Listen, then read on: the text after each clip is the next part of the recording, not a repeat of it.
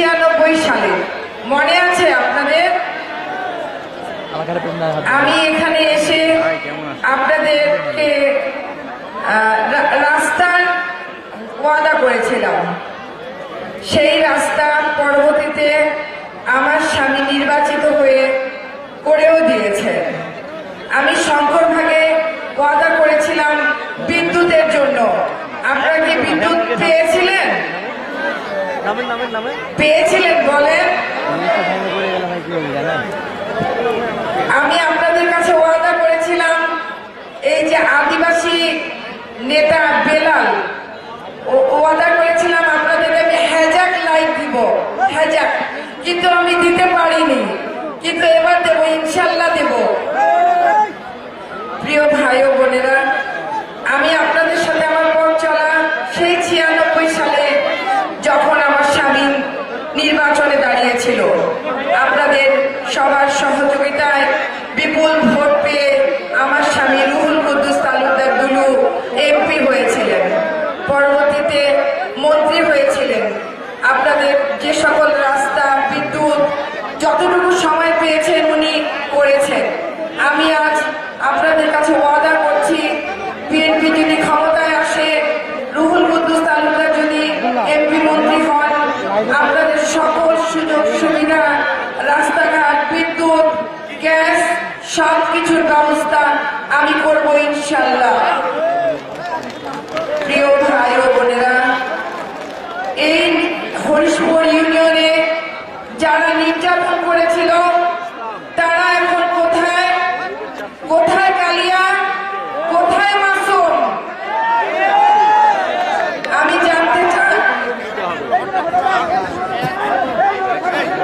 জানতে চাই মাসুম কোথায়, কালিয়া কোথায়?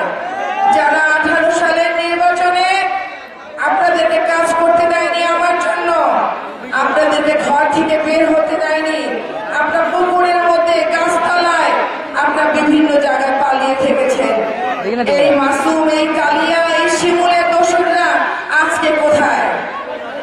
আপনাদেরকে সাহায্য করতে হবে এই শিমুলের দোসরদেরকে, এই কালিয়া, এই মাসুম, এই ইউনিয়নের সব দোসর, শিমুলের দোসররা যারা আপনাদেরকে কষ্ট দিয়েছেন, নির্যাতন করেছেন। আমি চাই, ওদেরকে চাই, আমি আইনের আওতায় এনে ওদের বিচার করতে চাই। যারা আমার রক্ত ঝরিয়েছে, যারা আমার ভাইদের রক্ত ঝরিয়েছে, যারা আমার বোনদেরকে কাঁদিয়েছে, তাদেরকে আমি ছাড়বো না। আমি তাদের মতো আমি তাদের খুন করব না। আমি আইনের আওতায় এনে প্রত্যেককে বিচার করব ইনশাল্লাহ। এই মাসুম সাক্ষাৎকারে বলে, ইউটিউবের সাক্ষাৎকারে বলে আমি নাকি সন্ত্রাসী নেত্রী। এই মাসুম আমার নামে মামলা দেয়, অ্যাটেম্পট টু মার্ডার। বুঝছেন? আমি মার্ডার করতে বলেছি। এই মামলায় এখনো আমি হাজিরা দিচ্ছি। এই মামলায় আমার জেল হয়ে যেতে পারত।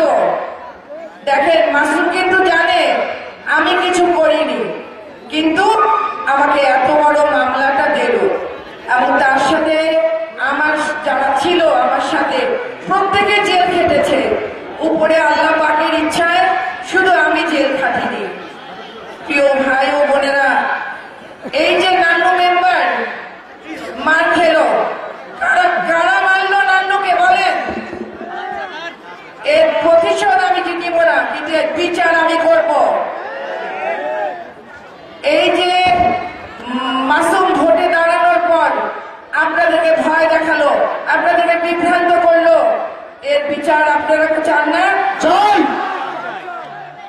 এই যে আপনাদের মাহতাব, আমি ওকে নমিনেশন দিয়েছিলাম প্রথম। আমার স্বামী রুহুল কুদ্দুস তালুকদার দুলু ওকে কোনোভাবে নমিনেশন দেবে না চেয়ারম্যান হবে। আমি বলেছি আমি ওকে নমিনেশন দিব, আমি চেয়ারম্যান বানাবো, এটা আমার ওয়াদা। 96 সালে আমি ওকে ওয়াদা করেছিলাম যে তোমাকে আমি চেয়ারম্যান বানাবো। তারপর সে চেয়ারম্যান হলো, আপনাদের কাজ করলো। গত কিছুদিন আগে আওয়ামী লীগের সময়ে যেখানে আপনারা বের হতে পারেননি, আপনারা কাজ করতে পারেননি, তখন সে কিন্তু চেয়ারম্যান হলো। এটা কিন্তু ইঞ্জিনিয়ারিং হয়নি তার সাথে কি হলো আমরা সবাই দেখলাম। মাহতাব জিতলো, কিন্তু ডিক্লার হলো মাহতাব জিতেনি। এই মাহতাবের ভোট যতগুলি আপনারা দিয়েছেন তার ডাবল ভোট আপনাদেরকে আমার জন্য দিতে হবে।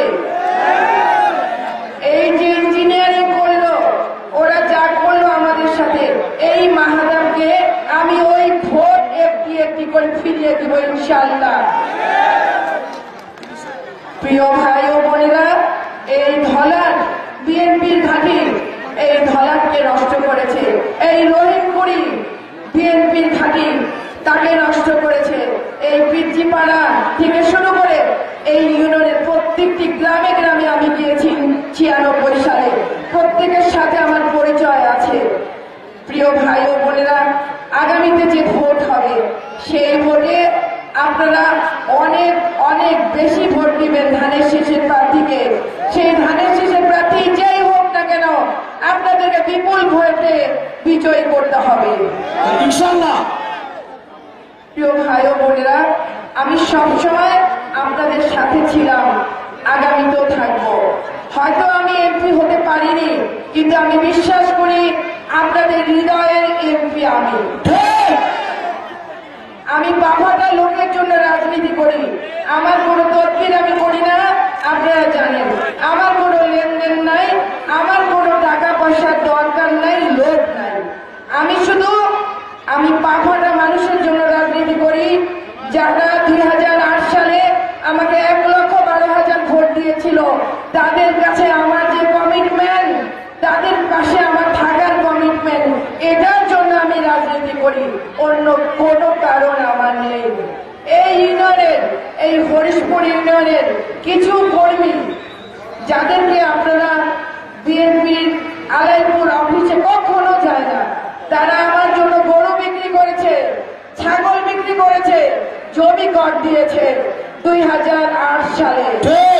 আমি তাদেরকে ভুলতে পারি না, ভুলবো না। আমি তাদের পাশে আছি, সব সময় আছি। আপনারা যে কোনো সময়, যে কোনো বিপদে আমাকে ফোন করবেন, আপনাদের সাথে আছি, আমি সব সময় থাকবো। আপনারা অনেক ভালো থাকবেন, আপনাদের জন্য শুভকামনা, দোয়া রইল। বাংলাদেশ জিন্দাবাদ, খালেদা জিয়া জিন্দাবাদ, তারেক রহমান জিন্দাবাদ।